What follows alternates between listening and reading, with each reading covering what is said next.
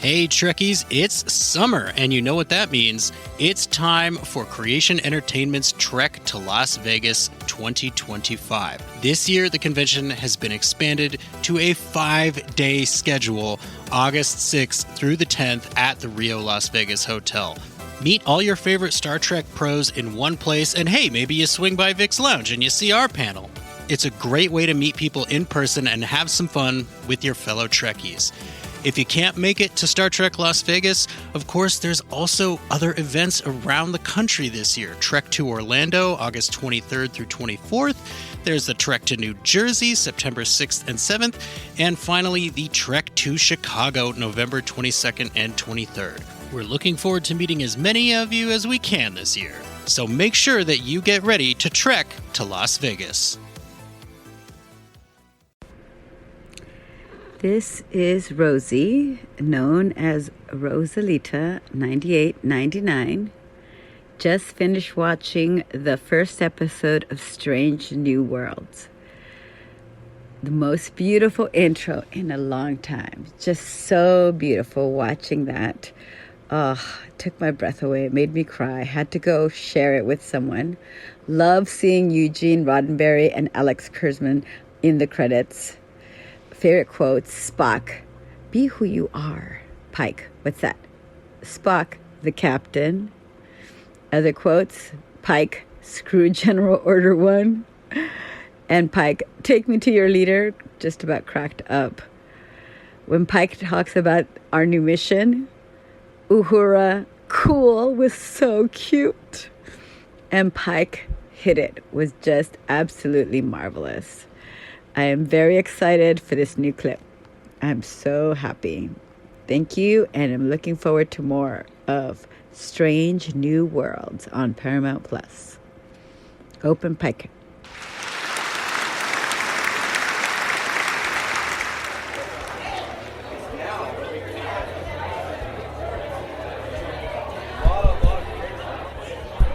Is this thing on? Hello, hello.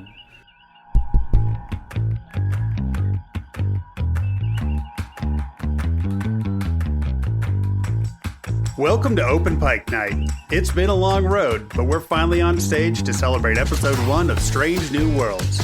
We're here tonight to drop a warp bomb of conversation about Captain Pike and the crew, and glad to welcome our full lineup of voices to the Open Pike Night stage.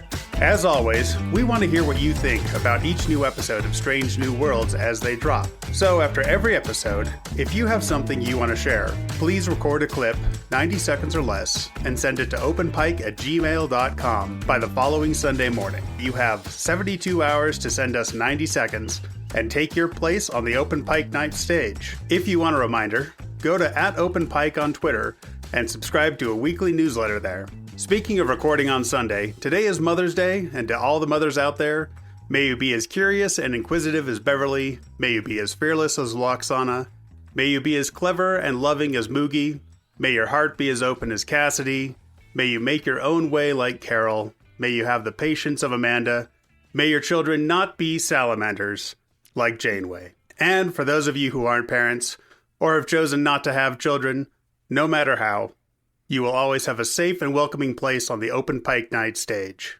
Joining me on stage every week are my co-hosts, the man who sets Twitter on fire so much it would scare a paw wraith, host of Sudden But Inevitable, Jesse. Feed me the trolls. And the man who is boldly making his way through the Trek he missed, and definitely didn't get some of the Mother's Day references, host of Green Shirt Podcast, Cameron. That's me. And today we have a special guest, straight from MI Section 31, Scott from the Spy Hards podcast. I've traded in my martini and tuxedo, jumped in my spaceship uniform, and I am now ready to be a Gorn breeding sack. And I am John T. Bolds, your host on the Open Pike Night stage. Let's get into it and hear from our first guest. Yo, dudes. Josh here. You know, from the Twist Arm Network. Also the co-host of Sudden But Inevitable, and the host of Quest Me, and some other things. I want to wish you guys a happy Star Wars Day. May the 4th be with you. And also, congratulate you on Open Pike Night. I'm so excited to hear what you guys have to say about this show. I just have a couple things that I kind of wanted to say, and a couple questions at the end here. So, one, Picard is hands down one of my favorite Star Trek properties. What they are doing with all these characters is absolutely phenomenal. The whole time travel thing creates endless possibilities, and I cannot wait to see where they go with it. I believe the season finale is 2 days after I'm recording this, so wonderful. I absolutely loved season 2 of Discovery as well. The way they set up Strange New Worlds was really a journey I never thought Star Trek would take me on. It was everything I'd ever hoped for in a Star Trek series, and it really gives me hope that Strange New Worlds will have some amazing stories, and that Star Trek in itself will have awesome new stories for the future. So I have 2 questions for you guys. One of them being, do you think Strange New Worlds will lead into an original series reboot?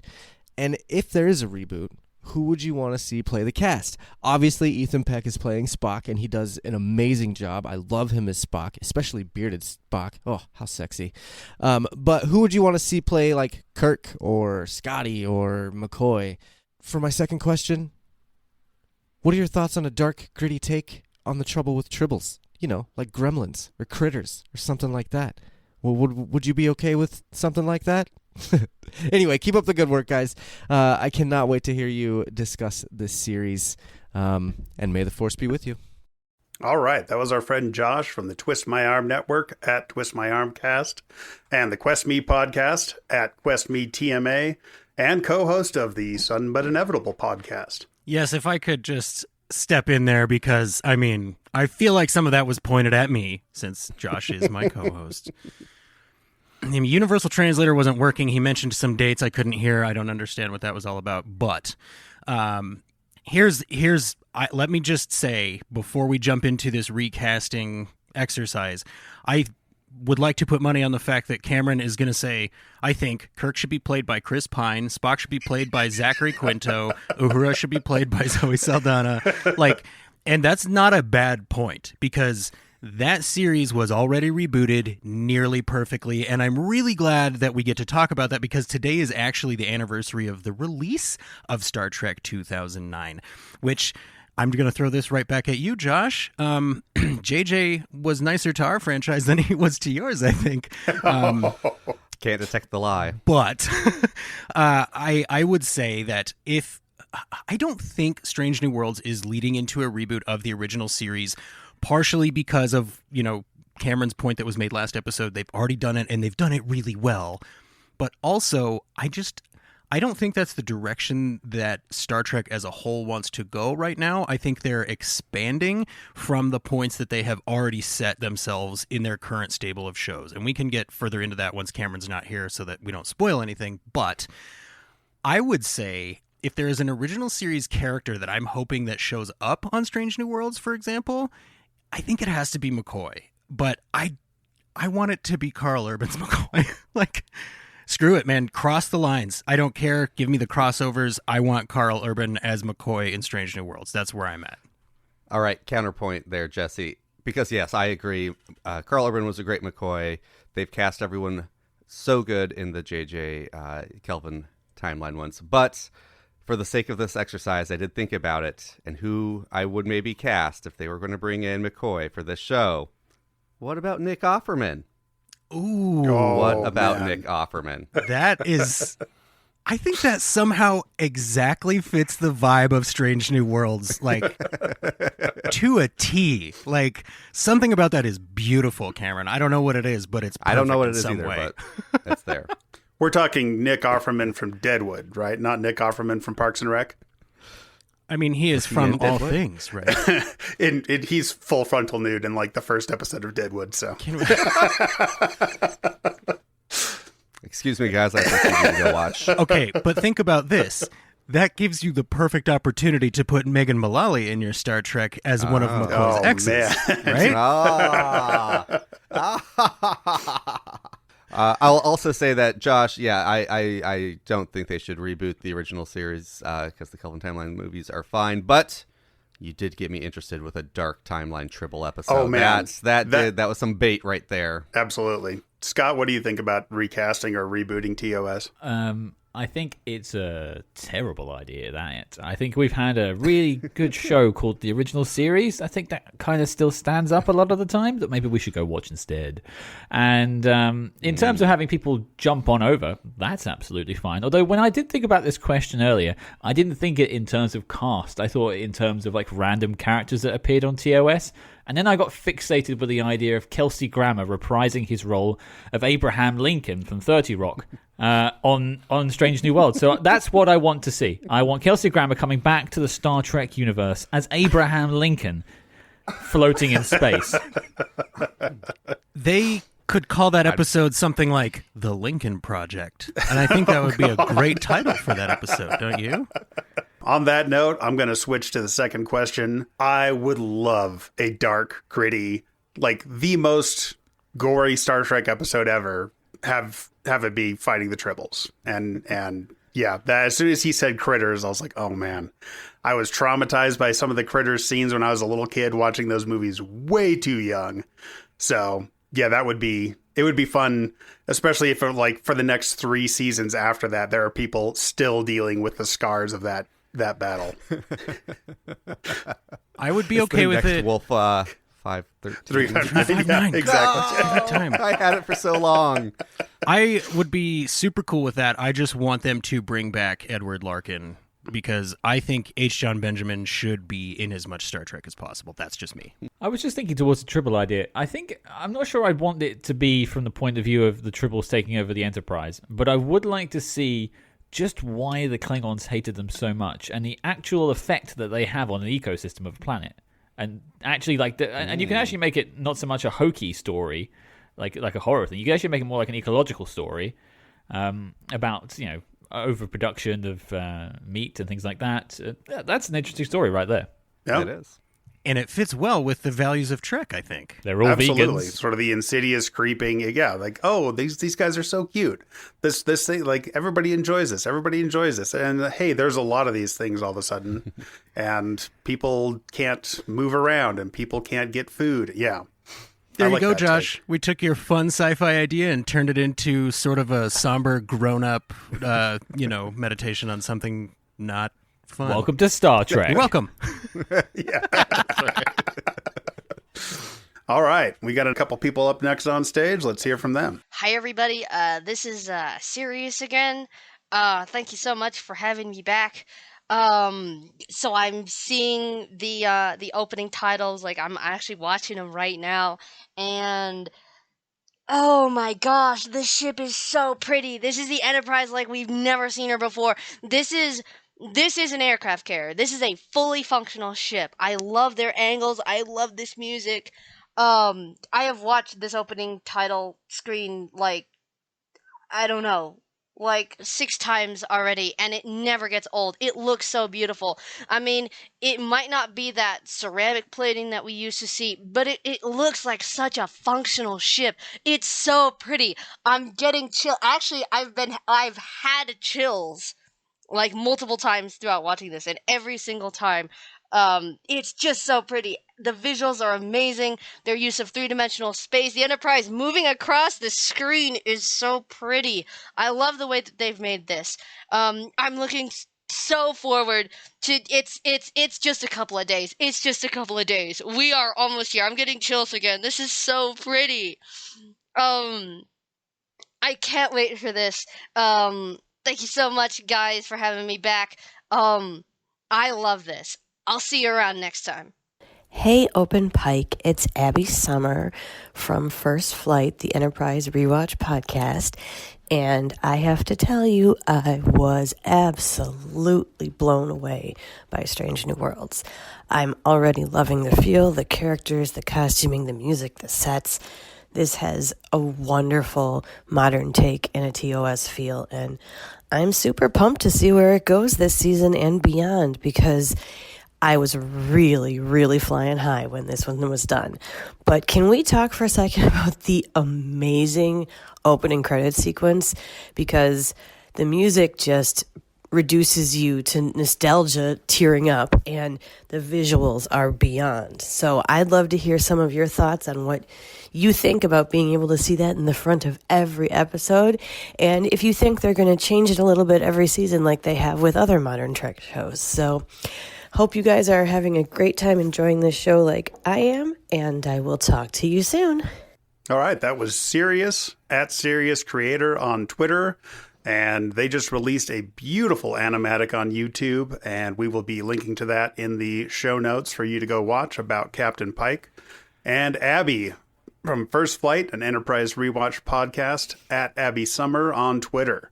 So those opening credits, Cam, what do you think? I love them. They're good. It's a whole opening sequence of starship porn, just pulling straight from the motion picture.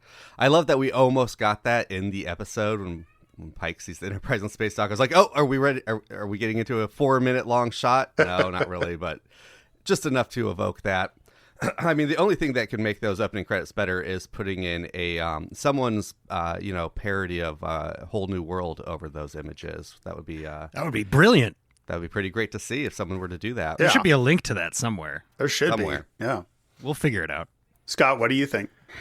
I'm kind of torn on the opening credits, actually. I love the visuals. I think it's nice to see a mainline live-action, Kurtzman era Star Trek with just vistas, space shots of the ship in question, no animatics, no hand drawings, like the kind of the way it used to be. You remember back in the 90s when it was good? I'm kidding. But I think it suffers from what I would call the Jeff Russo special.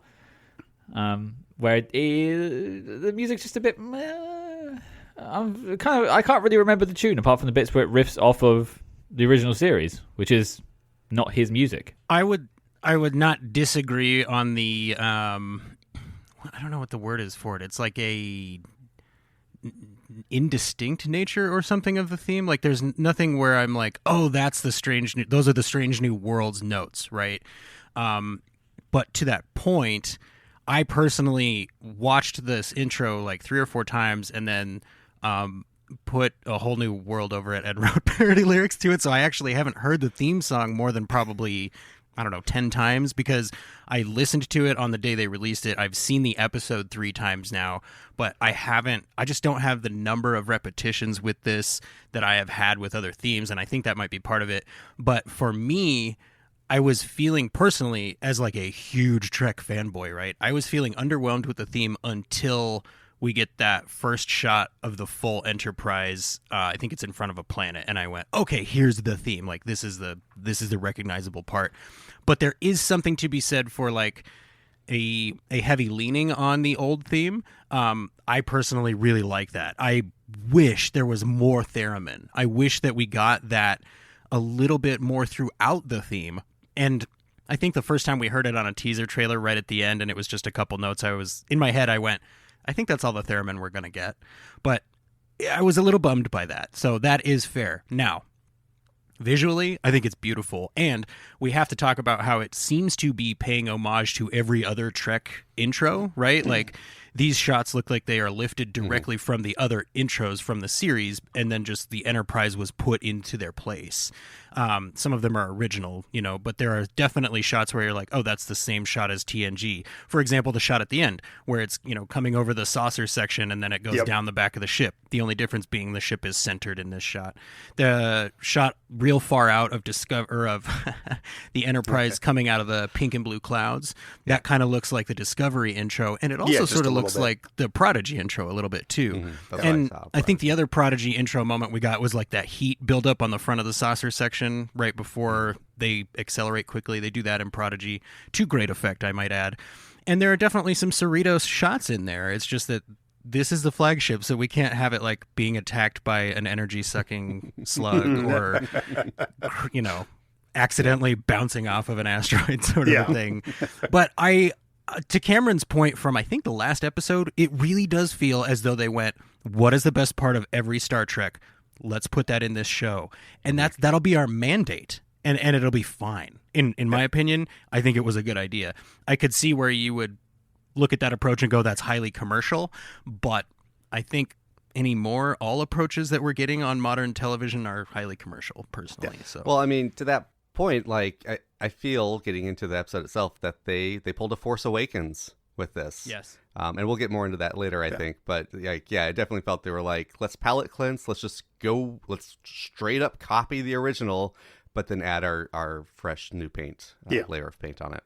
I like the music. It's not I don't think it's my favorite, but there's something they did with the visuals and the opening credits. Jesse, I'll take your thought there and expand on it. There's an homage to DS9 in there, I believe. And I really, really enjoy, for somebody who hates static shots in film and video and filmmaking, I if there's not movement in a shot, it drives me nuts. The shots of Enterprise at rest and actually just observing. For some reason, that one really gets to me, like sitting there at the ice field or slowly moving through the nebula. Like, yeah, that is part of it. It's not just TNG warping through space all the time. And then, so it reminded me a lot of the shots of DS9 opening credits where they're just shoot different angles of the space station again and again and again. And it's a good opening sequence. And then also with Voyager, the fresh mint planet that they're going by, that felt very much like a Voyager opening shot style. But yeah, I something really struck me about seeing the Enterprise going slow at points during the opening sequence. Yeah, I think all this opening sequence is missing really is just a bunch of shots of the crew suddenly turning towards camera. Yes, turning and smiling. Yeah. A thumbs up for a couple of them. Yeah. Yeah. It's the Galaxy Quest intro without the Galaxy Quest titles. Exactly. Essentially, yeah. I gotta say, yeah, like just as far as they have to establish their visual distinctiveness, right? Because there are other modern Trek shows, and people on other shows, other podcasts, on Twitter, etc., have all commented this looks much more pastel, much more like artificial, sort of, with the effects, right? Whereas Discovery seems to really be trying for like ultra realism, and they want the screens to feel tactile, and they're like, what if everything was holograms, right? This is more like, what if everything was candy pastel from 1967, but we made it right now? So I feel like this opening sequence really does a great job of establishing this is what the Trek you're about to watch is going to look like. It's going to look like this. And then those titles come in and they're like, it's very retro and fun and shiny. All right, let's hear from our next guest on stage. Okay, hey guys, it's Sean here from Cheap Seat Reviews. Just finished watching Season 1, Episode 1 of Strange New Worlds, and just got to say, wow, man, what a great episode. What a really cool way to start off a show. I really like that they're still tying things back to Discovery, so if you haven't watched Discovery, at least up to Season 2, it might be a little bit confusing, but I like that there's consequences of their actions from Discovery. I think that's a really clever way to tie it back in, and that we've had that moment, we can move forward for the rest of the season without really having to worry about it. So I'm excited. I love Trek, though. I love all the Trek. I'm just super excited for any kind of new Trek. And as far as my expectations versus reality, unless, the ship, they blow up the Enterprise in Episode 2 and they spend the rest of the time, doing nothing, then this is going to be good. I'm down. I'm also really excited to see how these new characters and old characters kind of interact with each other, with new actors playing old characters like Uhura and Spock and Kirk. I'm really excited. I just think this is going to be great. I'm super stoked. But again, I like Trek. I just like all of it. I love Discovery. I love this. I just want more Trek in our lives. And of course, Lower Decks is amazing. Thanks very much, and live long and prosper. All right, that was our friend Sean from Cheap Seat Reviews Podcast at Cheap Seat Cast on Twitter. Scott, why don't you start us off on this one? In terms of the newest iterations of Trek, this is the best opening, volley they've made so far. In terms of the first episode, this is the most confident they've felt out of the gate, that they know what they want from the show. It helps that your lead has had already one season of a TV show to sort of build him up, along with your co-lead in Ethan Peck.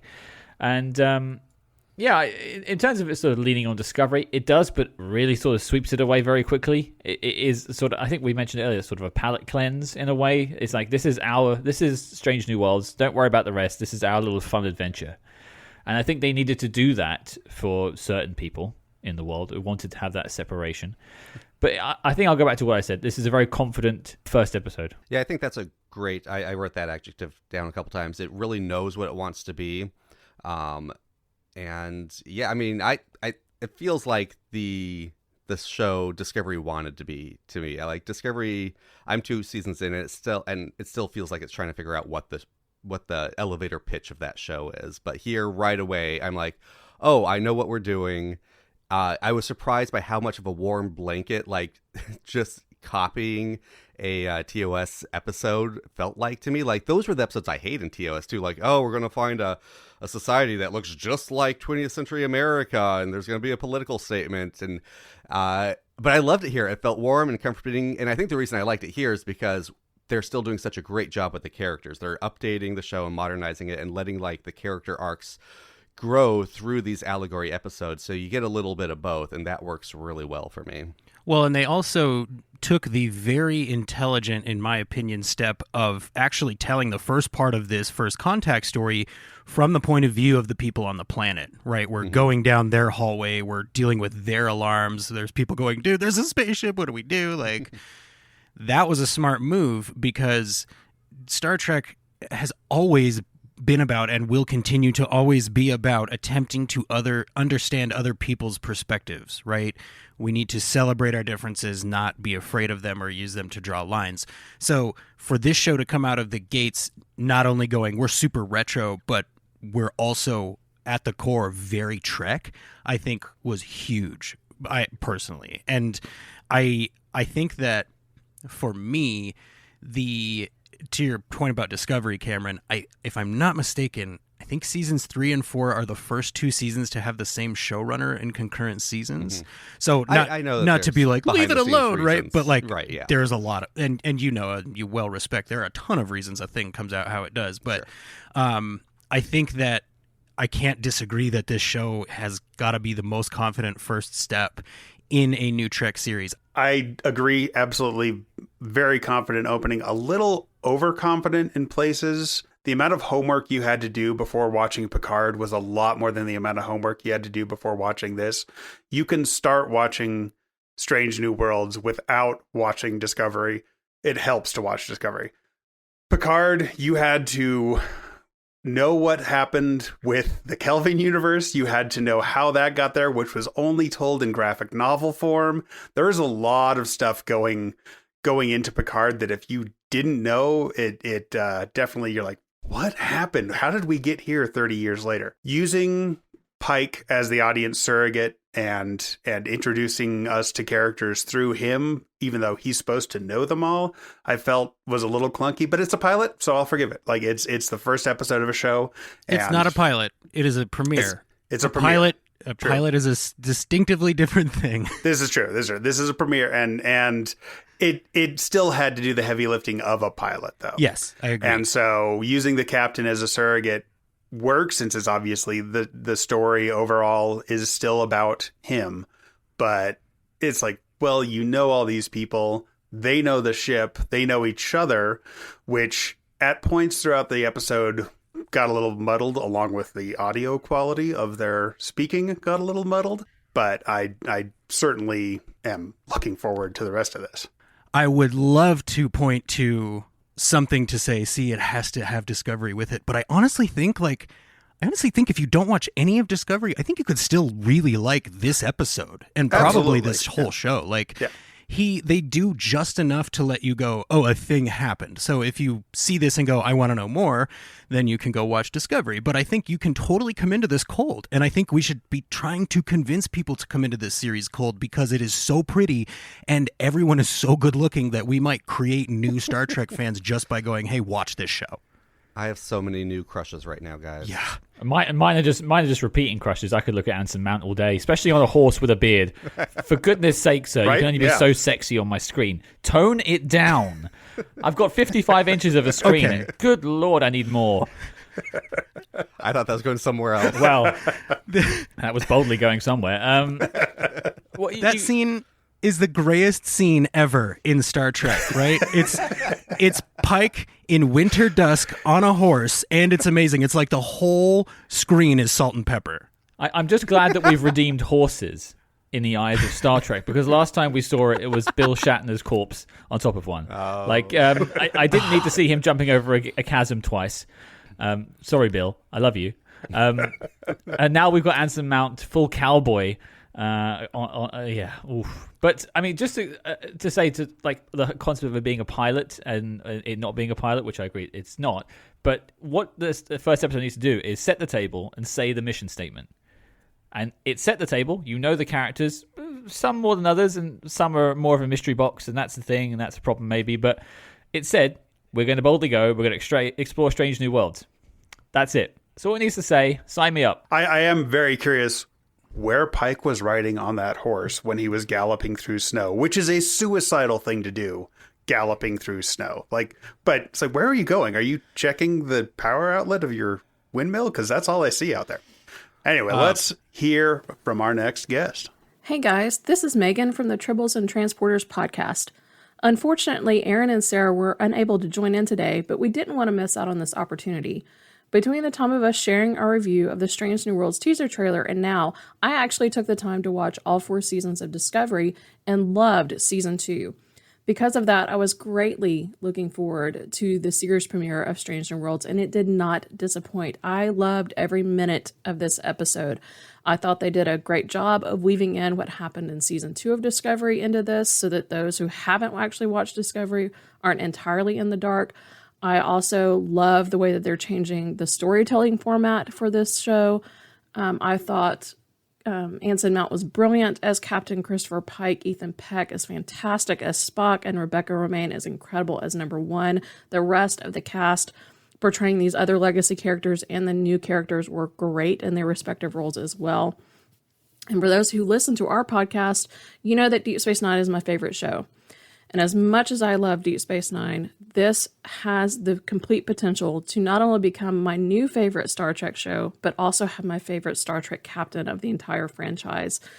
And to the cast and crew and production team of Strange New Worlds, I don't know that I can give you a higher compliment than that. All right. Blasphemous statements from Megan of the Tribbles and Transporters podcast at Tribbles Megan, Podcast. if you could have seen the grimaces you caused on the screen I just witnessed. Wow. We've got some DS9 fans here, is what I'm saying. Okay, really quickly, you guys, I have to ask, because Megan brought up the disco thing again.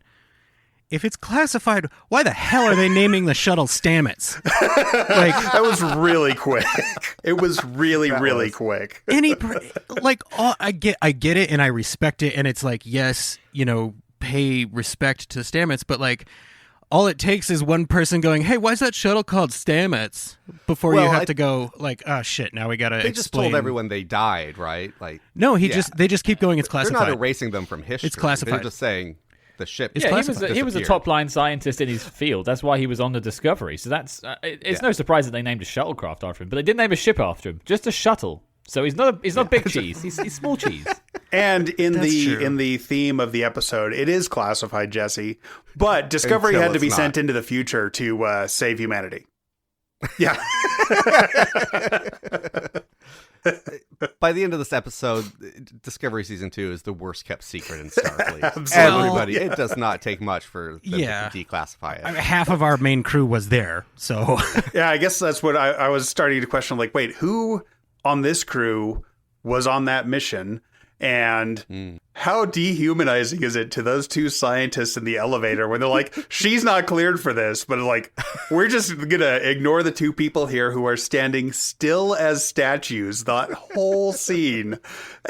Wow, were they just told, do not even blink or you won't get paid for being on Star Trek, because they didn't move a single muscle. Let me really quickly throw out into the universe that that is exactly how I would like to appear on a Star Trek. I will not move a muscle. I won't blink. I won't say anything. Just please put me on Star Trek. All right, I'll be a Tribble. Not a problem for me. An ecological destroying Tribble. Sure. I've done worse. To Megan's point, let's talk about the cast and the characters, because I think for me that's like the big shining point of this. I mean, any Star Trek show is going to lean heavily on who we're coming to watch. I mean, the only reason you can get through the first season, maybe 2 of TNG, is because of the cast and characters. And I think they nailed them here. Like I said, I've got so many new crushes. I mean, every character I was interested in. Ortega's has almost nothing to do, but somehow her performance just makes me want to spend more time with her. Yeah. I mean, I think I've said previously, not a big fan of Ethan Peck's Spock in season 2, Discovery.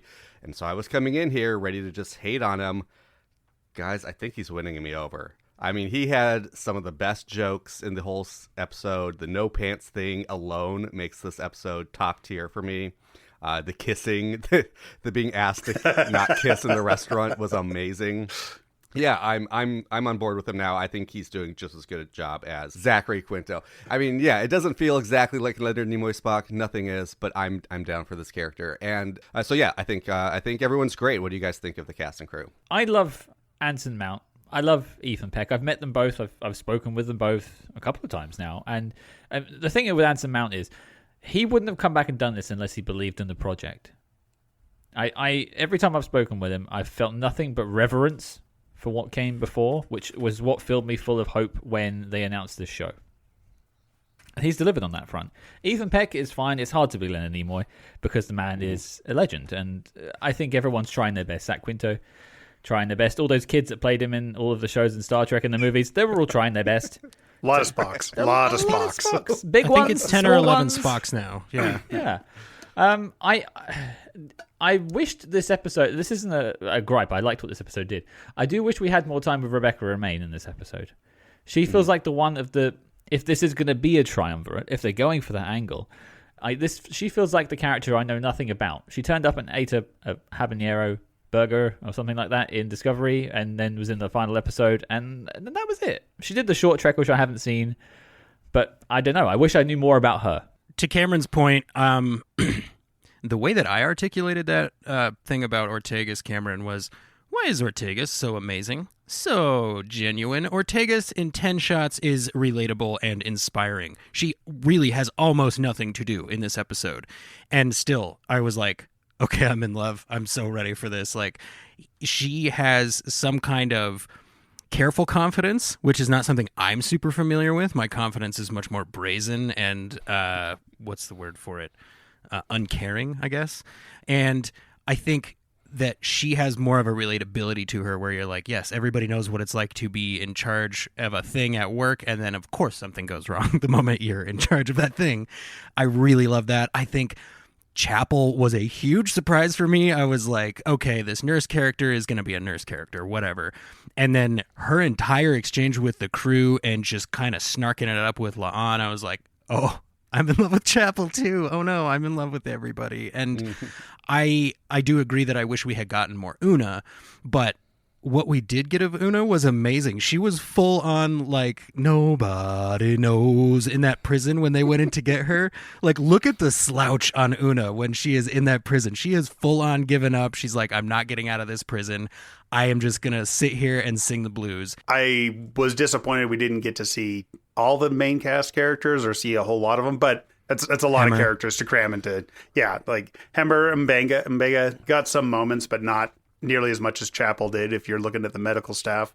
I like their interplay, though. I'm absolutely. Yeah, that was two of them, especially together. And that was honestly where my frustration with the very familiarity of the crew already being established is when the Kylie scientist escapes the room. I have no idea what Mbega and Chapel said to each other. They're talking over each other. Like, it's like, okay, so there's some kind of established protocol here for escaped scientist alien from sickbay who doesn't know where he is. Yeah, I couldn't even understand a single word they were saying. When I was like, okay, guys, we got to clean this up a little bit. So I try not to watch with subtitles just out of curiosity, and yeah, like this is very muddled. But the character, that's editing. That's not the characters. I enjoyed every character. And we do have some more people on stage talking about some of the specific characters. Hello, everybody. My name is Rhianna Hurd of the Duras Sisters podcast, and unfortunately, my co-host, Ashlyn, my sister, she has COVID, so she's not feeling up to speaking. So I'm going to be saying her thoughts on the pilot Strange New Worlds of Strange New Worlds. So, first of all, she loves Uhura, thinks she's super adorable, loves Celia Gooding, and thinks that they are going to have way more screen time than Nichelle Nichols, given the time and the era. She also was kind of suspicious of Leon, the security officer in the beginning, but says now that she would, quote, die for them. And she loves Pike's beard, loves his vibes, also loves him clean shaven, and thinks that he looks a lot like Jeffrey Hunter. And she says that it's interesting they're playing Spock so straight, but the hope that they get to explore maybe more of his sexuality because we know what happens at Amok Time. Also, she's really thrilled to the fact that this episode of Star Trek is so political and that it's following Discovery in its politics, and was wondering if the scenes were real clips that Pike showed of the insurrection at the Capitol.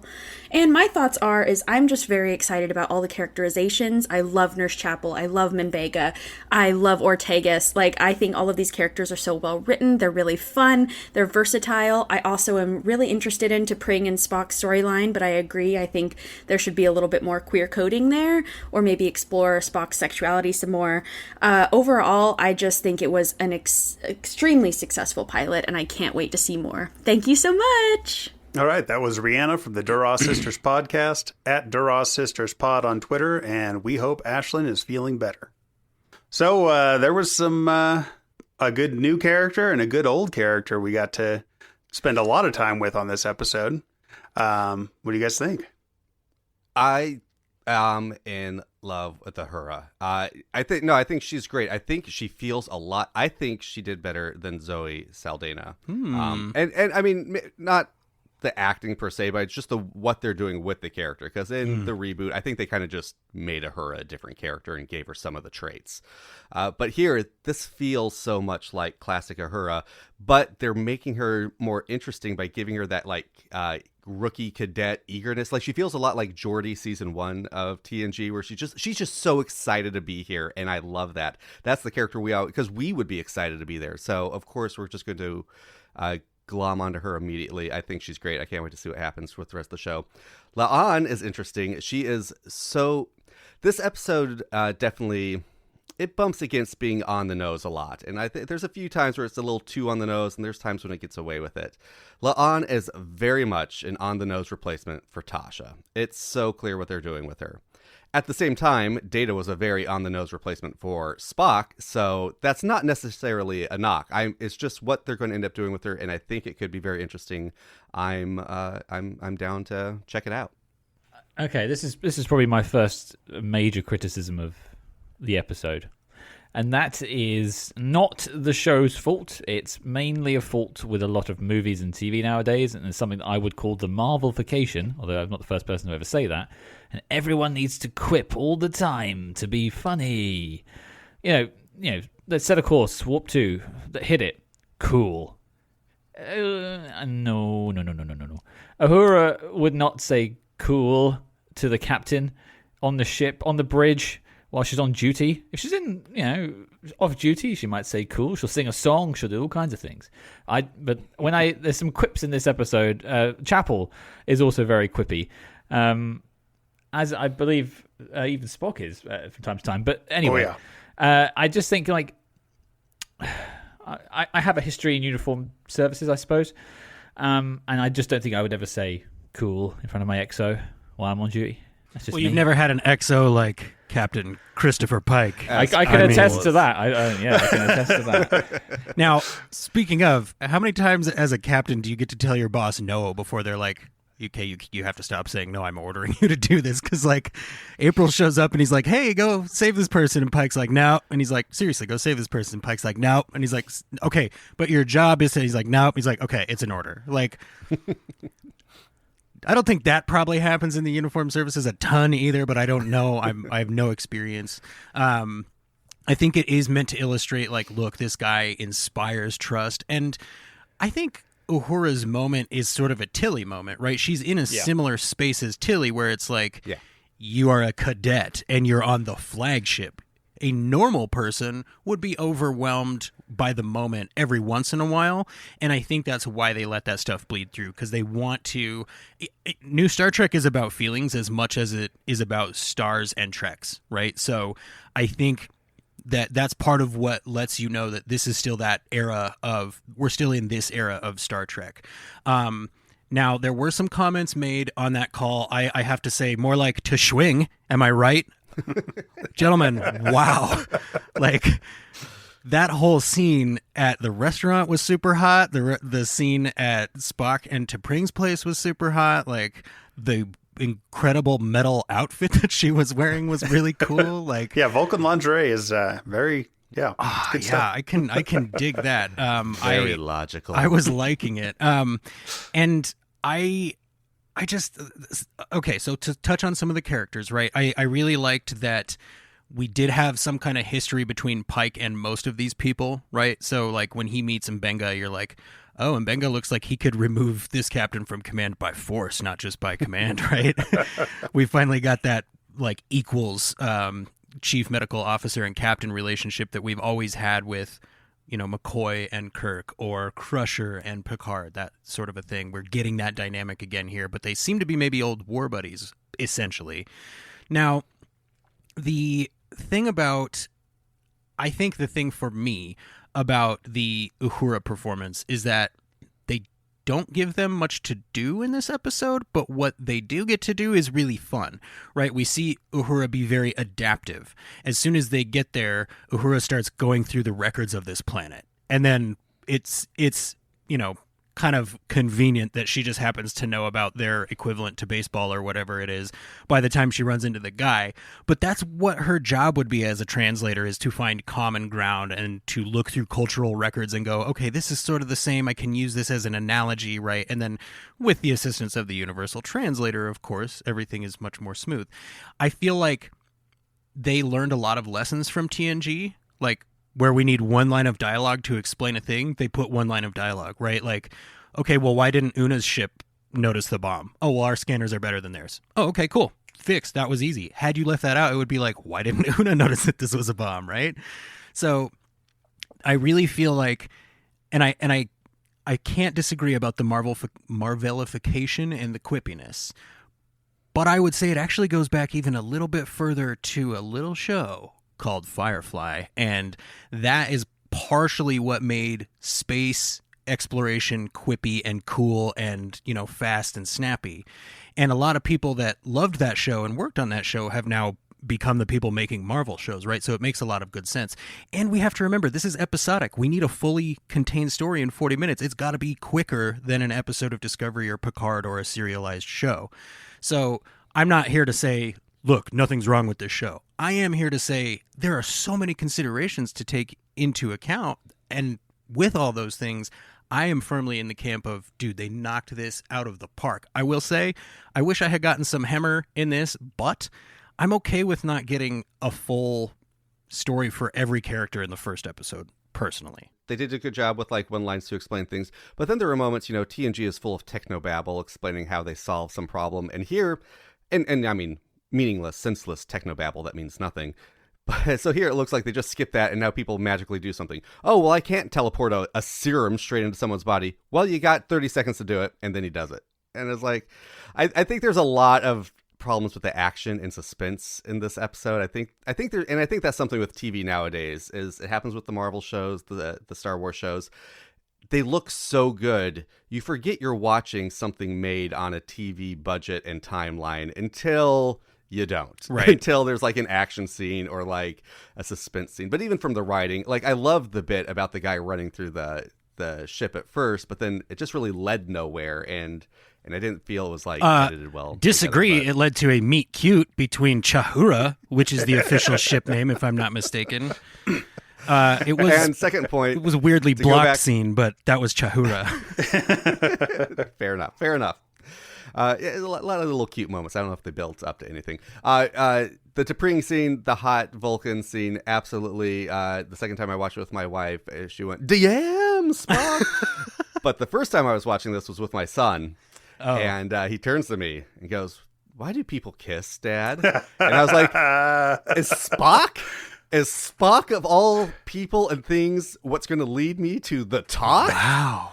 Thankfully, I just said, because they love each other, and he let it lie and went back to his Minecraft game, and I didn't have to go further than that. But I was like, how is Spock going to be the one to lead me down that path? That's amazing. You didn't have to give the Spock talk, and then he gets immediately Spock blocked. Like, what are the odds that those two things would happen in such quick succession?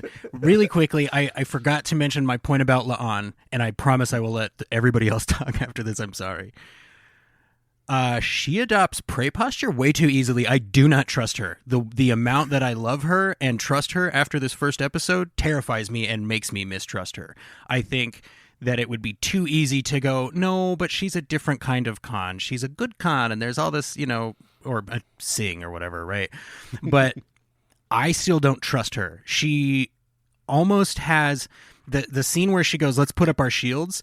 It almost looks like she is like listening for something before she does that. Really, she's thinking, right? Mm-hmm. But it's almost coded as like she's sneaking around. And right before Pike walks through that door onto the bridge, she turns her head a little bit, which is like, why is she doing that? Is she listening? Like, I know that she heard it, but like, just keep looking forward. Like, your job is to captain the ship. There's a couple of things about her that make me mistrust her, and one of them is how much I trust her.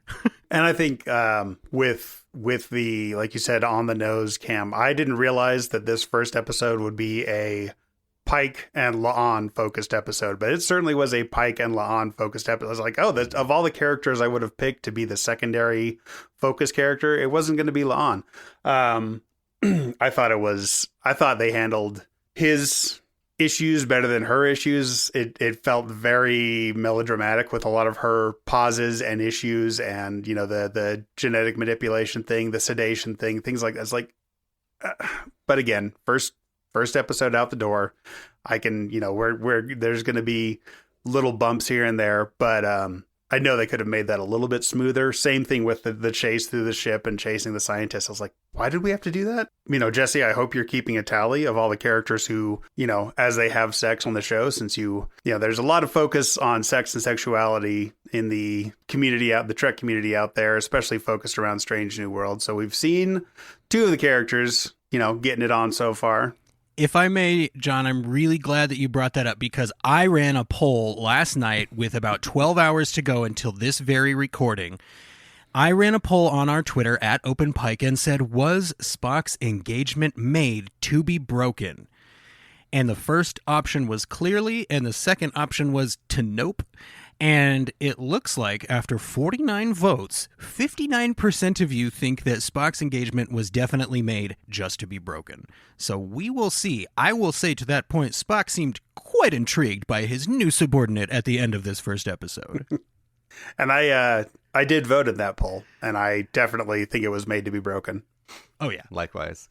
I thought it was interesting. The opening. So we got Pike and a very Cornwall-looking young lady. Is there something going on there? I thought that was her, and it's Cornwell, but I thought that was her too. I immediately looked it up. I was like, "Oh, is this a flashback? Is this a Telosian illusion?" It's not. Spoiler alert. Sorry, Jessica. It's okay. There's still time. But I like the juxtaposition there, where she is saying, "Do not be here when I get back. Go to space. That's where you belong." And then we go to Spock and to Pring's relationship, where she's like, "Get your ass back in bed, Spock man." And I just thought that was some nice writing there for beginning to set them up. So, all right, do we think they were at Spock's place or to Pring's place? Because whoever's place it is, holy crap, that's a nice apartment. It's to Pring's place. That's to Pring's place? It has to be. I mean, think about it. He's standing at the window like, I don't usually get to look at this view. That's true. Because he's standing at the window pre-coitus. So it's yeah.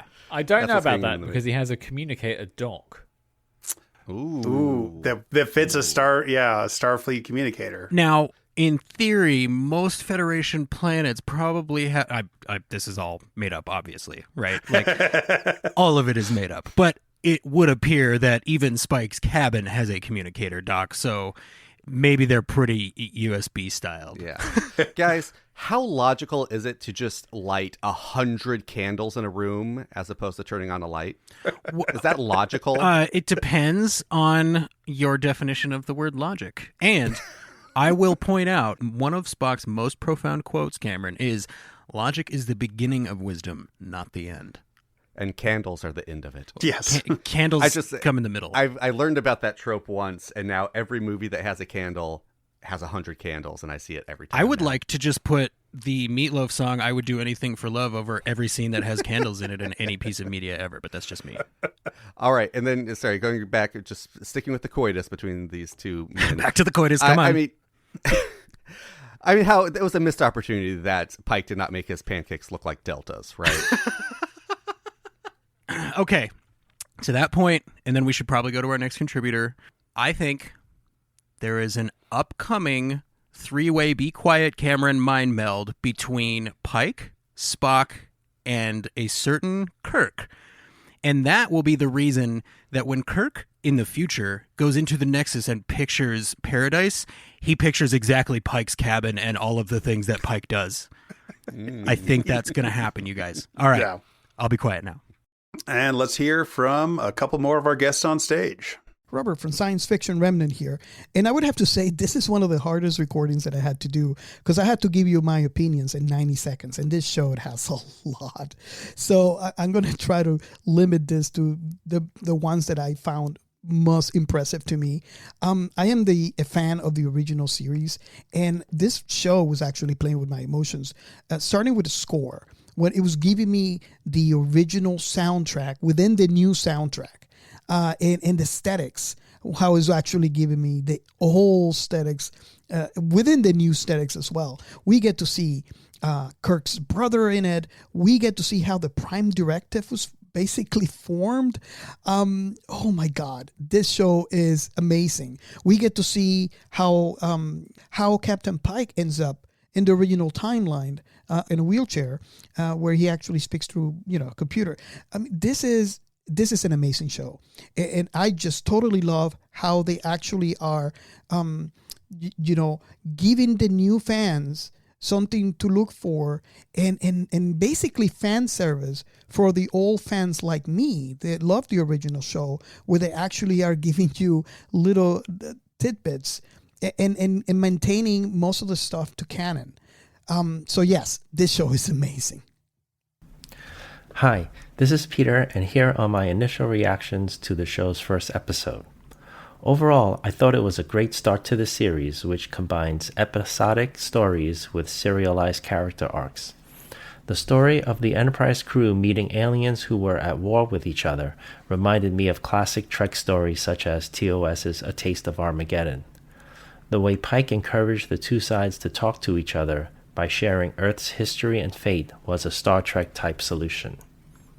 I also enjoyed this episode's serialized character arcs, which included Pike continuing to deal with the knowledge he has of his future.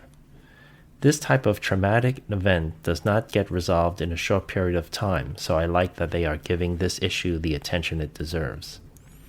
In addition, I also enjoy meeting the new crew. All the characters are interesting, and I look forward to learning more about them in the near future. Overall, I'd say this was my favorite series premiere of the current Trek shows. It captures the spirit of past Star Trek while also updating the visual look and character arcs to today's standards. While we are just starting to watch the show, I would not be surprised if Season 1 ends up being my favorite season of the Kurtzman era. I look forward to hearing your thoughts about the premiere episode. Thanks, and live long and prosper.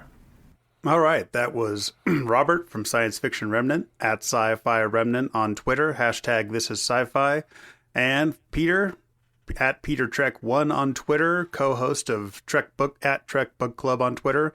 And Peter, congratulations on the launch of your podcast, My Star Trek Life. You can find that on Spotify. Scott, what do you think? It's hard to disagree with any of the points made, because I think we've said a lot of it in the sense of it's a very successful start to the show. I don't think I have anything to sort of retort against in those comments. I think it was very succinct points. It's interesting because did we call it the Berman era when we were in it? I don't know. I don't. It's I don't strange that they think call so. it the Kurtzman era right now when we're. I don't know. Is this the beginning? Is this the end? Where are we?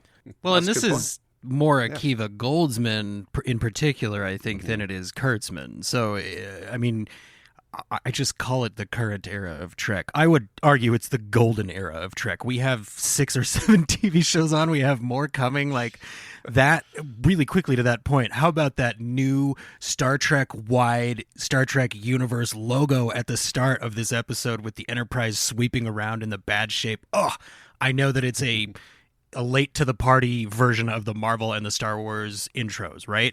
Do not care. It's gorgeous and I love it. Really quickly, we have had more than one guest mention now the use of Earth's history to illustrate a point to the people of Kylie, and I failed to address the direct question that was asked. Were those real clips of the insurrection? Yes, they are, and I believe there's some clips in there of some Ukraine-related protests as well. So, if you are one of those people out there who just hates when Trek gets political, first of all, come on. You're 60 years behind the curve. And second of all, this Trek might not be for you because they really put it front and center. Like, specifically, a big problem we used to have was these people in America. They put it on the screen. Pike basically says, this is bad. And then I think I saw it described somewhere on Twitter as, are the Nazis gone? Okay, they're gone. Okay, turn up the music. Let's have a party. Because that's how this series feels. Like, we want as many new Trek fans as we can get, but that doesn't mean we're going to just cater to all of the fuddy-duddies who are like, I don't want it to be woke, right? It just means it's going to look amazing, and it's going to be episodic, and it's going to look like it's the 60s. Well, I'll just quickly, quick point to that, Jesse. If anyone has a problem with Star Trek being political, I would send them at Warp Factor 5 straight back to 1969, Season 3 of the original series, Episode 15, a little episode called Let That Be Your Last Battlefield. But I think that's got a smidge of politics in it. I don't know. Maybe. I don't know. I wasn't alive at the time, sure, but I don't know. Just my thoughts. Yeah, but it's the politics they're used to with this. I don't know. Yeah, I mean, this specifically, did they just canonize that Trump is responsible for the eugenics war and the thermonuclear holocaust referred to many times? Guys, if you've listened to Green Shirts, you know how much I love a reference to the thermonuclear holocaust, but we actually got to see some of it. That was amazing, guys. Yeah, that was all pretty great. A very classic Star Trek speech by him. Loved all that. I'm sorry. Guys, let's talk about Samuel Kirk. Is that Kirk's brother? Yes. Yes. I just thought it was another guy named Kirk. I didn't. Is it canon that Kirk had a brother named Sam? Yes. So, okay, let's talk about this, please. Enlighten me. Even the mustache is canon.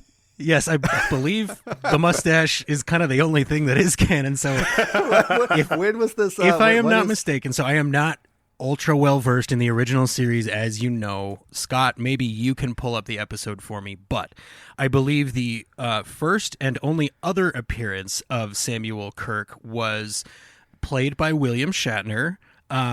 He was dead in the scene, and it was just William Shatner with a fake mustache. And so I think they go somewhere and they're like, oh, by the way, here's your brother and he's dead. It was some kind of plot point. I'm not 100% on that. Maybe Scott can clear that up.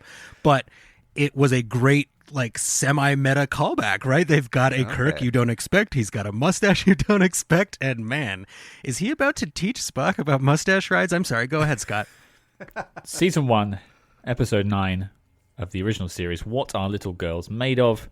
It's the famous switcheroo episode where you get that really interesting line delivery from Captain Kirk. I'll lean back from the microphone whilst I deliver this. I'm Captain Kirk! Just like that. Oh, that one. Yeah, that one. That's the episode. Right at the beginning, they find Samuel Kirk's body. He's dead. Okay. So much like Pike, he's heading to his grave. I thought for sure this character was going to be the red shirt of this season, but apparently not. Interesting. Okay. Is it played by the guy who's playing Kirk next season then? No, this is a different actor. I believe Kirk is being played by Paul Wesley. I don't know the names of young actors anymore. I'm an old man. Yes. I can only remember that because there was already a character in Star Trek named Wesley. So how'd that gag work for you, the whole Kirk? I feel like they were a beat away from it. Like, you need to set it up, repeat it, and then pay off. And they only had, like, the setup and the payoff. So the setup, I'll be honest, I was like 1 second behind it, right? So I think it worked for me perfectly. Because the first time they said it, he was like, and Lieutenant Kirk. And I was like, okay. Like, damn, I thought we were getting Captain Kirk in season 2. This is intense. And he says something to the effect of he'll have to join us after the mission, right?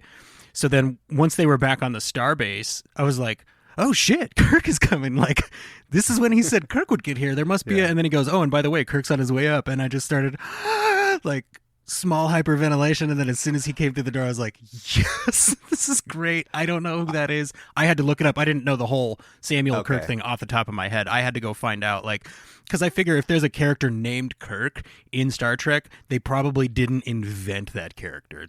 I was guessing on that, but yeah, I think it worked for me. I thought they were going to do a thing where, like, you just always almost see him all season long. And then maybe, like, the last episode you learn it's a new Kirk. It's been a different Kirk the whole time. Or he says one word per episode, and the dramatic pause in between those words is how we get introduced to his style of captaining.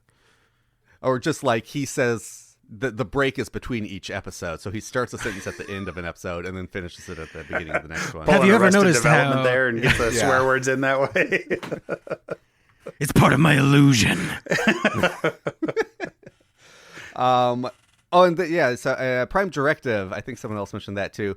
That they made that joke in Enterprise, right? Yes. Like, that was one of those on the nose moments where I was like, we didn't need that line. They didn't make the joke in Enterprise. They made the like we're gonna need something, some kind of directive, and then this is, someone else will come up with a better term or something. Yes, I bumped on that too. I'm like, we already saw this joke with Captain Archer, but all right, we'll just get, we know how much Starfleet captains respect the Prime Directive, so we're just getting it established early.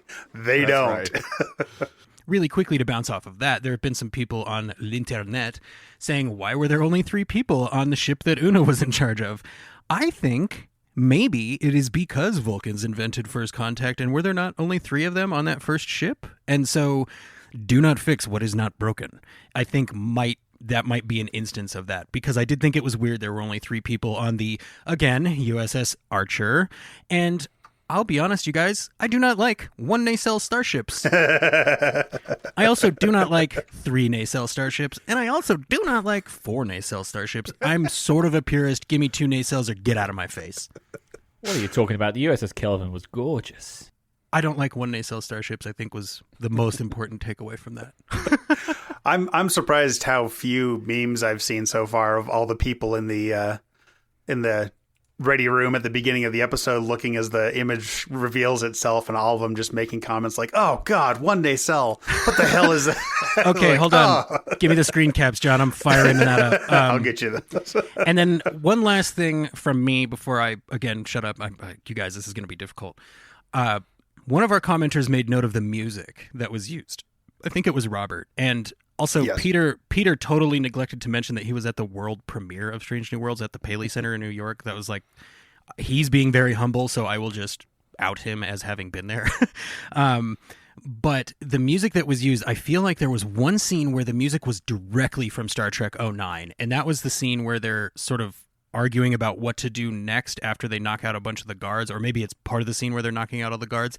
I feel like the music in that scene is actually just directly lifted from Star Trek 09, and I'm not 100% on that. But if it is, I think it is a beautiful, as we have talked about, just an amalgamation of every piece of cool Trek thing thrown into this huge melting pot of Trekkie goulash, and I love it. And if it is an indicator that they're going to cross timelines, cool. If not, cool. I'm just happy to have new shiny Trek that looks and sounds beautiful. Permission to act quickly was a great line. I liked yes, that. It was. Yeah. And her rendition of, oh no, his neck. And they're like, what? She's like, dude, his neck. The, upside down duck behind your back is universal for do a Vulcan nerve pinch. I deal with spies all the time on my podcast. It's what we deal with. And I would just say that Spock apparently wouldn't make a very good spy. I mean, it took him a second, but then he was in on it. Even though he had reservations that it might not work. That would have been an awkward scene if he had went and grabbed their necks and they just turned around and were like, "What are you doing? What the hell? Yeah. What the hell are you doing? The Vulcan neck pinch? Oh, no, stupid. You got it much too high. It's down here where the shoulder meets the neck. Like this? Yeah. The anesthetic that they use to change his genetics makes it so he's got like no strength in his hands. I do like that he makes a good diversion later on when his genetic manipulation reverts. He's like, hang on. Oh, yeah. I got to freak out for a second. It's like, well, it gets everybody to stop for a minute and be like, what is going on? Also, did anyone else think that he looked just like Benedict Cumberbatch with the Kylie makeup on? Yes. And thank you. And specifically when he did the yell. That was a Benedict Cumberbatch yell. Like that is what that was. I did enjoy the Kylie scientist standing in the elevator behind him, just doing like is anybody else seeing this? Like, okay, am I going crazy here? But we get on screen canonical confirmation that Captain Pike is hot on every planet, right? Even with the crazy genetic manipulation, he's standing on an elevator with people native to this planet, and they're like, "This dude is well put together." Like, got something. You can't hide that chin line. You just go. Right, and when she sees the thing start to wear off of Spock, she looks to him to do something because why? Right. Because he's attractive. Like, you're good looking. What do we do? That must be the burden for all attractive people in the world. Like, I wouldn't know.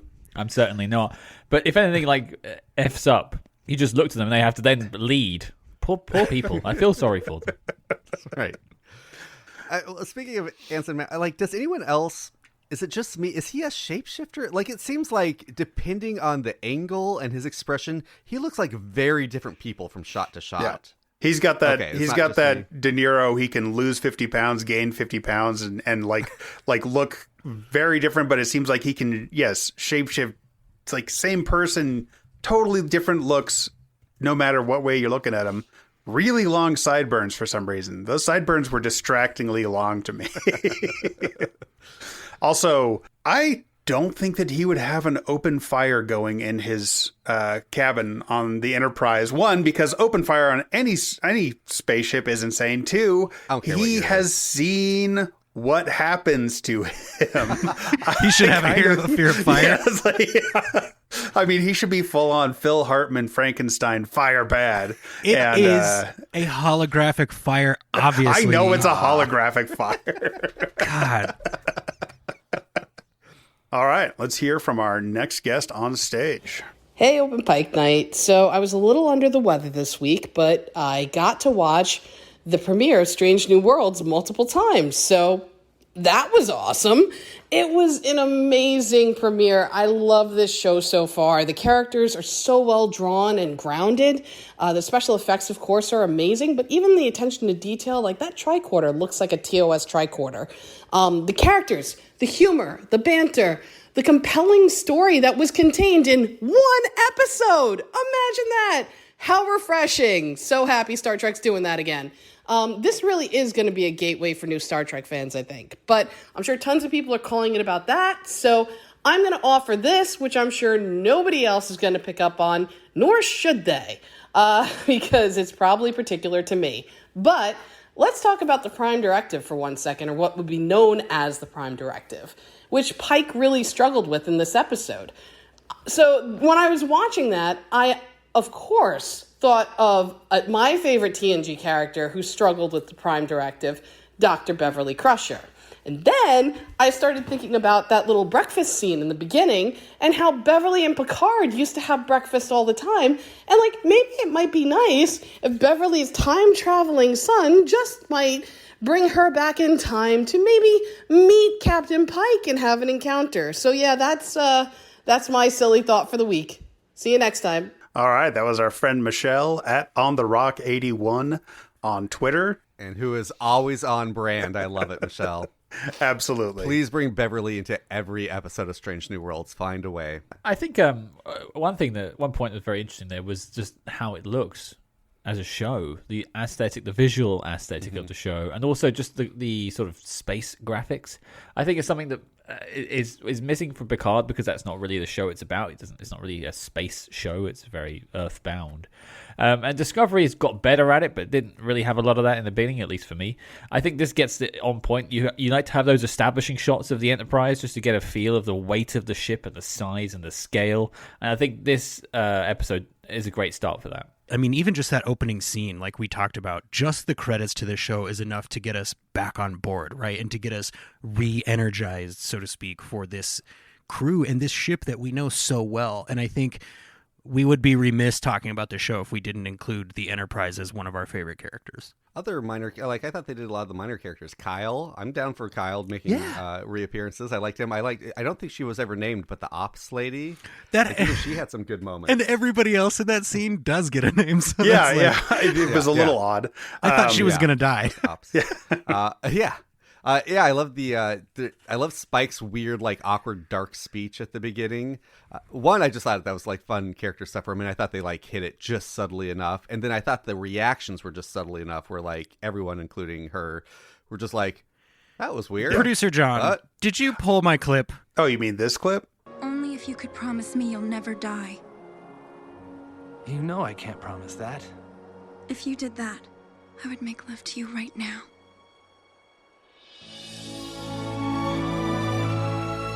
I promise I will never die. I will just jump in with a quick update on the helmsman. They do have a name online on IMDb. Apparently, it's Lieutenant Jenna Mitchell. Oh, really? Any relation to Gary Mitchell? Is that okay. I like that. Or maybe named after actor Ken Mitchell? Possibly? Probably, because everyone has to be related to someone else on this show. Well, and they've again going on the nose. It's like, right, and I think they've given Kenneth Mitchell a couple of moments of like just ultimate respect and homage. But I think those were in season 4 of Discovery. So, if they were going to do it, to your point, Scott and Cameron, they probably would have said her name on screen. What's the pressure with Spock? I don't really engage, pardon the pun, in Trek Twitter that much. But what's the expectation with Spock? The original /fic, which if you're unaware is a genre of fan fiction which involves okay, I have some. I'm aware. Okay, so I believe that was invented for the fictional Kirk and Spock relationship. Like that was the first instance of it.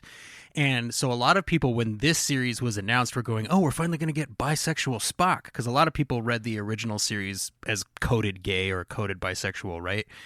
And I don't have a frame of reference to agree or disagree with that, but I am fully on board for adding more representation, especially to a series like Star Trek. And I think we can probably all agree that Star Trek has been doing really well with representation as of late. So there were a lot of people that went, I assume this is when we will get canonically bisexual on-screen Spock. And so for the first episode's second scene to be him getting engaged to a woman, I sent a lot of very particular kind of fans into a bit of a space tizzy. Which is weird because he's canonically engaged to her, right? Yes. Like that's not new information. Yeah, that's mock time. Yeah, it's funny. I've kind of always been like, haha, yeah, Kirk and Spock, that's fun and funny, but whatever. I've recently rewatched the motion picture in Wrath of Khan and was like, oh shit, I mean, it's there. Like, no, that I see where people pull that from. But I guess my thought is like, whether it's platonic or whether it's bone zone between those two, like it's just such a fascinating, great relationship between two people, whether it's romance or bromance. It's a great relationship between those two, between someone who wants something from a friend or lover who is incapable of giving it, and that person not understanding what's wanted. Like it's so good. I mean, enjoy it for whatever it is. Yeah. Well, and just to correct you, Cam, Bone Zone is what the medic bay is called in the original series. So I'm coming at this point from a very, white cishet male. I'm not speaking for anybody else. I think the way I've always read it and the way so many people project so much about sexuality onto Star Trek, especially the original series, was that it was the only thing showing any kind of acceptance or inclusion, even back in the 60s when it was, kind of horrific. There was not a lot of acceptance or inclusion, and there was a lot of problems with that. But I think a lot of people, that may have just been the one thing they had in pop culture. And there are 3 generations now deep of people relying on Star Trek at large, no matter what series, as a haven against just harsh reality. So that may come across as politics, it may come across as sexuality, may come across as so many different things. But I that's where I feel like so much outcry and just so much investment of energy and emotion into the, and oversimplification into the sex lives of characters on Star Trek is because, it's been happening for 60 years now. To that point, this is one of those things that when we first saw this brand new, never before seen Spock character on season 2 of Star Trek Discovery, when they finally introduced Michael Burnham's little brother, my first thought was, this dude is really good looking. You're killing and Scott. I bet you that he could pull from both sides of the fence. This guy could go fishing in whatever pond he wants. He's that good looking. That was what I felt about it. So when I found out there's going to be a series with Michael Burnham's little brother Spock on it, I was very excited. And I think to that point, it is an ongoing narrative, and we're going to learn more about Spock as the show goes on, of course. Yeah. Speaking of Michael Burnham, we have one more guest on stage for the night. Let's hear from them.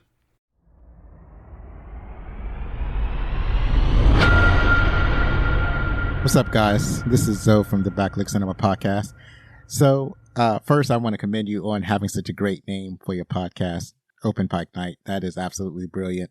And secondly, I just, as far as my thoughts on Strange New Worlds, it's a great show. I feel like right now, it's my second favorite Star Trek show behind Lower Decks.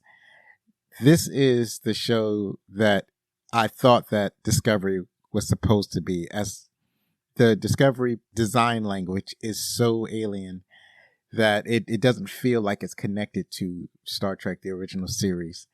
But Strange New World has an updated technology from the 1960s, is updated design language, the updated uniforms. All of this is updated, yet it feels familiar. And that's the main thing I was paying attention to in the first episode. The story is fine.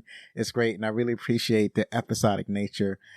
And as far as the pace and everything, it's giving me all the feels, and it all feels good. And I truly appreciate the series. So I'm looking forward to more episodes. But what I appreciate the most is what the show looks like. And that's why I like it. So looking forward to leaving more messages. I'll talk to you later. All right. That was our friend Zoe from Backlook Cinema podcast. All right. Should we talk about Discovery versus Strange New Worlds for a while? Should we get into it? Should we set a time limit for this, though? I will set a time limit. 10 minutes. Wow. Guys, what if Strange New Worlds had just been Discovery Season 3? What if, we never found out what happened after they went through the wormhole, and it was just like, well, let's continue with these characters. Those other characters are gone. We can't follow them anymore. We can't go through the wormhole. Let's just... How many people would have been enraged by that? I'm sure that there is a contingent of people that would have loved that too, though. I personally would have been upset, but I'm sure there's plenty of people out there that are like, yes, why didn't they do that? But I think Some of them might be here on the screen. I think that's why we have to talk about it. That's and I think that's a good thing to bring up at this point. Go ahead, Scott. I was trying to collect my thoughts on this one. I'm not here to run Discovery down. That's not my place. It's not my job. I don't know who's writing it, but I don't know whether they need to have those jobs. But Discovery is not a show that is for me. I made it till the end of season 3. I have not boldly gone into season 4. I've read the synopsis for every episode, and I haven't followed up. Haven't felt the need to, because I think everyone should enjoy what they enjoy, and if you don't like it, don't watch it. That's the line. That's where you should be. You shouldn't spend your time online, running stuff down. You're asking me if I like Discovery. I don't. That's fine. Now, do I think this is a better show? For me, yes, it fits more for me. Do I think this would be a nice season 3 for Discovery compared to what we've got? Maybe. I like seeing some of the stuff in the future in Discovery. That was fun too. But I think this show just does more for what I want from Star Trek. And just to preface, my parents said I was singing the theme tune coming out of the womb when it comes to Star Trek, and that's no word of a lie. I've got 1987 VHSs on my shelf above me of Star Trek Next Generation. It runs deep. It means a lot to me. There's a reason why I came on this episode to talk about Star Trek, because it matters a lot. I'm wearing a Star Trek hat. I travel across the world to see, Star Trek conventions. It means a lot. And I'm glad I found something in this new lineup that I can attach myself to, which is Strange New Worlds. But I'm not here to hate on anyone else. The line I always go back to is like what you like and don't be a dick. Yeah, yeah, for sure. Well, yeah, I think Zoe nailed it when he said, it's the show Discovery wanted to be, or at least the show, maybe more accurate, that I wanted Discovery to be, right? It's when I heard the premise of Discovery, the feels I got from Strange New World is what I was expecting to get from Discovery. I was telling these guys earlier, Discovery kind of feels like Die Hard 3 to me, in that, if you don't know, Die Hard was a completely other script that someone said, oh, we can put John McClane in this. And it sounds like someone... For me, Discovery kind of feels like someone wrote a Starship show and someone was like, hey, I'll throw a nacelle and a comm badge on that and you got yourself a Star Trek. And that's why I think it was still, as far as I've seen, was still looking for its identity. And then again, just to go back to what I stated earlier, Strange New Worlds just from the gate knows what it wants to be. It's telling you what it's going to be. That's where we're at with it. We are all Star Trek fans. That's the end of the sentence. The extended version of that is, and we don't all like all of it. But to that point of finding a place in New Trek to latch on to, I think that for me, this is like the pure dessert series, right? Because I have personally latched onto Discovery. I think that watching an officer go from being, number one to not number one to where that officer is now is really fun. I like following one character through their Star Trek journey. I will say I do genuinely believe there would be fewer complaints about Discovery, not necessarily from you gentlemen, but from the audience as a whole, if the lead were not a black woman. But I personally really expected Picard to be my favorite new Trek series because TNG is my home series. That's the series that I always go back to, and it just hasn't been. And there is some part of me that's like, I kind of wish that I liked this more. And I think that that's where people come from when they do offer up a lot of criticism of Star Trek, new Trek in particular. It's because they wanted a different thing, or their expectations were different, or somewhere in their mind they went, this is what Trek is. Like you were saying earlier, Scott, this is what Trek is to me. Discovery for me is just an emotional roller coaster from season to season, and even episode to episode. There are certain points in certain seasons where I'm like, okay, do I have enough energy to feel this tension for the next hour that I know I'm about to be into? And the nice thing about Strange New Worlds, it's like I can pop this on anytime. With other, I'll agree with you, Jesse. Picard was not the show I was expecting. I'm kind of on with it the same way I am with Discovery. I will say congratulations on some of the most skillful heavy lifting for a season finale I have ever seen on a television show, for pulling something out of the fire and holy crap, I can't believe that worked. Lower Decks is so, I agree, of all this, I'm going to say Kurtzman, New Trek, whatever, Lower Decks consistently delivers, and it feels like Strange New Worlds is going to consistently deliver. It's something I always go back to when I talk about analogies of Star Trek. I think about music. I think about bands, right? And you may have noticed, listeners, I'm British. So it's in there somewhere. Wait, you're not Australian? Yeah. Good day, mate. Barbie. Cam, that was the one thing we didn't want to happen. So you think about one of my favorite bands, and because I'm British, I love the Beatles. Now, they have a discography of fantastic albums, but you can see the musical evolution throughout their time making albums. Everyone has their favorite album, and for some reason, Beatles fans love them all individually. There's fans of Please Please Me. There's fans of Abbey Road. And it runs the scale. But you can also see the evolution of their craft throughout the album. So if we look at this comparison and put it into Trek, New Trek specifically, Discovery and Picard came before Strange New Worlds. So you could say they're an evolution to the point where Strange New Worlds has then taken the notes from Picard, they've taken the notes from Discovery and gone, right, what do people need? What do people want? And hopefully they're applying those notes to Strange New Worlds. But, as I said, they're still fans of Please Please Me, and they're fans of Discovery, and there's nothing wrong with any of that. I just feel like this has to be said out loud, because otherwise somebody will listen and say that we didn't say this out loud. Without Discovery, we don't get Strange New Worlds. That is purely a fact. I'm not sitting here saying that means that you have to like Discovery if you want to pretend to like Strange New Worlds. I'm just saying you have to understand that the strength of the fans of Discovery is the reason we are getting Strange New Worlds. They used Discovery to sell a streaming service, and it worked.